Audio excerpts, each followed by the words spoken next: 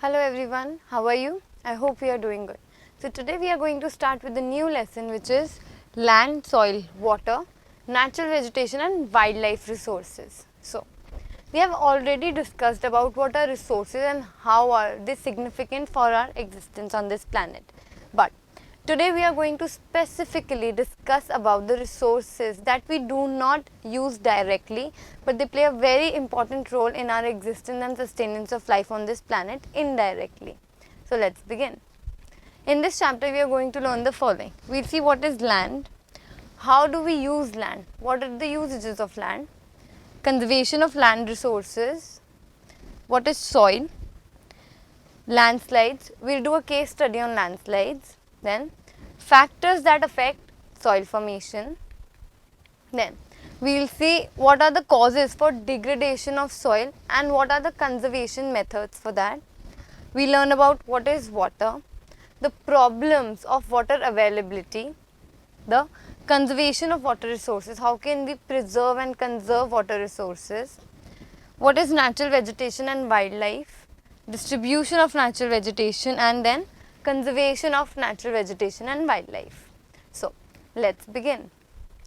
Now first let's talk about the story of Mamba.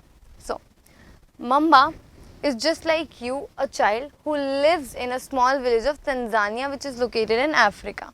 Every morning she wakes up and goes to fetch water. She has a long walk and returns after few hours. She then helps her mother in the house and her brother in the taking care of their goats. All her family owns is a piece of rocky land around their small hut. Mamba's father can barely grow some maize on that land because the quality of the soil and the landform is not suitable for agriculture. This is not enough to feed their family for the whole year. Peter, on the other hand, lives in the heart of the sheep rearing region in the New Zealand, and his family runs a wool processing factory, and that wool is derived from the sheep. Every day when he returns from the school, Peter watches his uncle taking care of these sheep. Their sheep yard is situated on a wide grassy plain with hills far away in the distance. It is managed in a very scientific way using a lot of technology that yields the best quality of wool. Peter's family also grows vegetables through organic farming. Now, Mamba and Peter, we saw two people who live in different forms of terrains, different continents altogether, and their lives vary as well. The difference is because of the difference in the quality of land where they are living.